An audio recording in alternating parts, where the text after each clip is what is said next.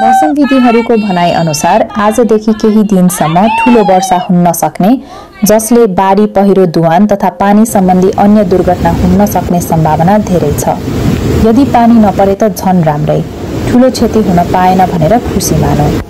तर सम्भावना भएको बेला सचेत भएर बस्नु नै सबैभन्दा राम्रो हुन्छ।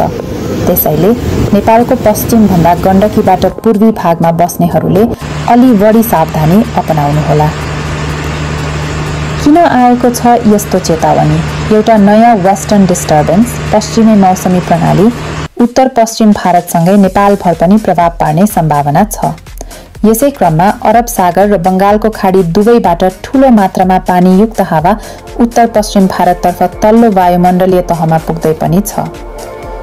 यस प्रणाली सहित हावाको भेटघाट, कन्फ्लुएन्स र उच्च आर्द्रताका कारण यही अवधिमा धेरै ठाउँमा भारीदेखि अति भारी वर्षा पर्न सक्ने, साथै कतिपय क्षेत्रमा असिना पानी, हेल स्टर्म समेत हुने सम्भावना छ।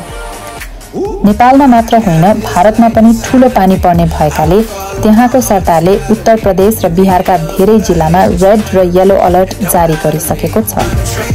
यदि ठूलो पानी परेन र कुनै घटना घटेन भने त्यो त एकदम धेरै राम्रो हो। तर प्रकृतिले संकेत दिएको बेला सबैले सावधानी भने अपनाउँदै अनावश्यक यात्रा नगर्नुहोला। नदी साइडमा बस्नेहरू सजग रहनुहोला र स्थानीय निकाय वा आधिकारिक स्रोतले दिएको सूचना पालना गर्नुहोला।